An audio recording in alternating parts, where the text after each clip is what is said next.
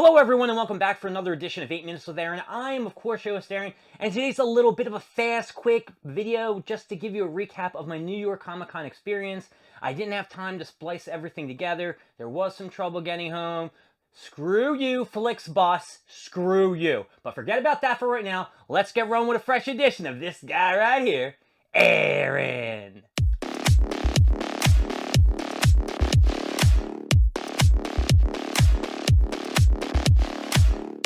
So I guess I got to kind of outline my day. I woke up this morning at a bright 5:40 in the morning trying to get myself together, jump on a bus at 6 o'clock, and head down to this Flixbus, which actually did arrive on time. I had no idea if it was a Flixbus or not. It had no signage on it, and the guy didn't even park in the proper spot.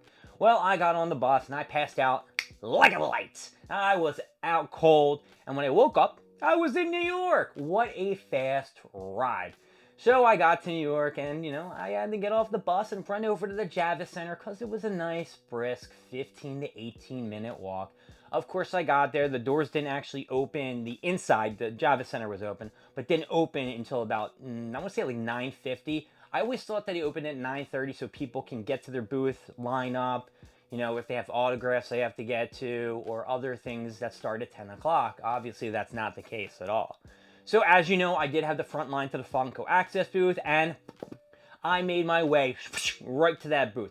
Now, if I would have known I had a little bit more time and didn't have to be there, 10 or a little bit after 10, I would have chilled and stayed in the Dragon Ball Z line, because they give these book bags away from Bandai, and they really wanted to pick one up. It's the new Dragon Ball series, Dragon Ball Dynama, or whatever the hell it is, and I didn't get one. So I went to the Funko line, and I saw all these people online. I'm like, shit, what am I supposed to do? So, of course, me, genius man from Philadelphia, starts cutting underneath all the turnstiles. And then I got yelled at by security, and security's like, what are you doing? You can't do that. I'm like, listen, I got a 10 a.m. slot. I got a frontline slot. They're like, okay, we'll wait in this line. I said, no. I have frontline access. I ain't waiting behind all these jabronis. Well, you said 10 o'clock. I said, no, you're not listening to what I'm saying. And I started getting a little aggravated because they weren't. And then they pointed me to another guy. I talked to the other guy, and he told me where to go. So I went up, talked to this very nice lady. She got me right through. She gave me my paperwork, and I filled out which Funko Pops I wanted to get.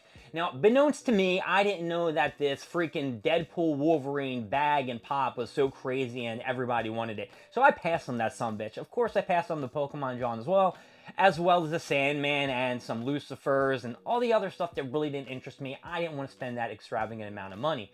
So I went over, they gave me all my Funko Pops, I walked to the line. That was probably about, I'm going to say 30 minutes. So at 10:30, I was completely done what I had to do at New York Comic Con, I got to the Funko line, I got my Funko, and I'm getting my ass out of here.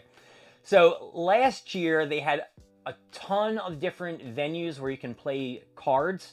Learn how to play Dragon Ball Z, learn how to play Digimon. And I was really hoping that there was going to be a One Piece card game, TCG kind of thing where they can show you how to play. Maybe give you a free basic deck, some shit like that. There was none of that. There was no Dragon Ball Z card games, no Digimon, none of that. They had the freaking Yu-Gi-Oh! John. I played a match against a girl against Yu-Gi-Oh! And I beat her, and I got like a little freaking pin for winning. I mean, I got a better prize at the Funko booth. They gave me a little egg, and I think there's a Funko Pop inside, but, Yu-Gi-Oh! Can only give me a pin. And then I tried to walk around a lot of other places, checked out some Funko Pops that people had stands up, and they're very, very overpriced.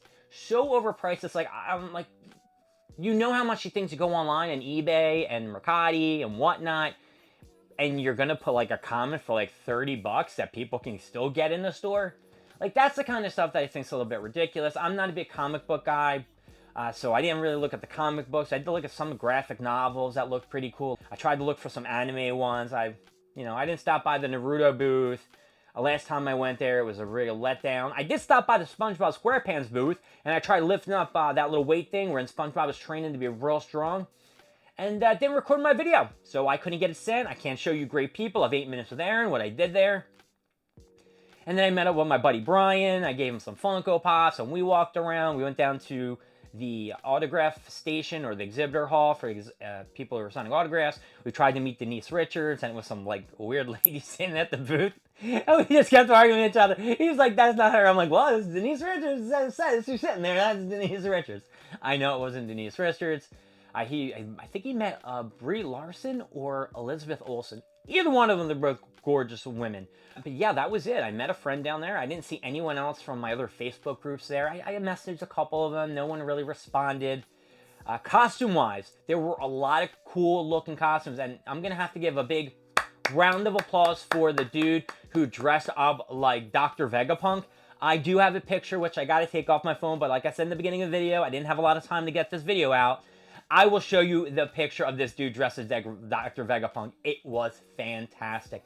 I did try to go in the line for the fig pins to get some of the One Piece. There was a Goldie Roger limited. There was a Chopper limited. But by the time I got there, they were already sold out. And yeah, that was it. That was my Comic-Con experience. And then after I left, that was a whole big hoppadoppa getting on the bus. The bus was about an hour and 15 minutes late. I didn't end up getting back here until about like 9:30. And now I gotta eat dinner and get all my shit together and then go to work tomorrow. So, you know, that was a bit of a letdown. But Comic-Con didn't have that same feel it did the last 2 years I went. This event seemed less crowded. Weren't a lot of people dressed up in costumes. Very few and far between. Now, I know Saturday is the big cosplay costume day. They have all their contests and shit like that. And I even was able to go upstairs, which I never knew they had an upstairs level, to see all these freaking cool, like legit thousands of dollars of costumes, like for Star Wars and shit, like Stormtroopers, Darth Vader. On the other side, there was like a legit Spider-Man costume from the movie. It was pretty cool. I mean, if I was really interested in dressing up, I did get my costume and it didn't fit me, so. But here's a little treat for you guys. I got stopped by like 6 people who thought I was Sami Zayn. Yeah, former Intercontinental Champion Sami Zayn, and they thought it was me. They saw the red beard, they took some pictures of me, they took my Instagram down, I gave them my 8 minutes with Aaron John. Let's see if the subscriber jumps up to about, 7 more in the next couple days, and then we know we're doing something, folks. Then we know we're doing something. But overall, after the Funko Pop line, it just seemed like New York Comic Con just didn't have any more appeal to me. And not to mention that nobody even came up to me to try to buy any of these Funko Pops, which I intended to try to get rid of. Now I'm going to have to create an eBay account and try to throw these bad boys on there and sell them before I get too lazy and let them sit like everything you see here, folks. I didn't even get a chance to go over to, was it $7 a pop or... Oh yeah, I went to Thrill Joy. Oh yeah, Thrill Joy is going to have to be a whole nother video because, folks, I met Brian Marilotti. I actually spoke with him for a couple minutes.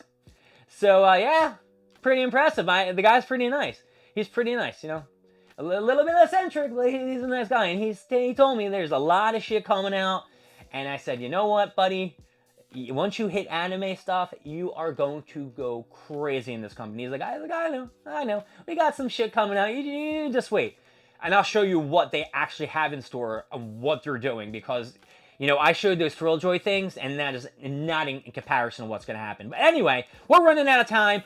Overall, I guess... Oh, I brought my ups and downs in New York Comic Con. It's not here. So I'm going to give it as an up or a down. New York Comic Con as a whole, I'm going to have to give you a down. That's right. My name is Aaron. Thank you for joining me at 8 Minutes with Aaron. I will see you next time. We go over more stuff, more things, and of course, more of me. See you later. Bye.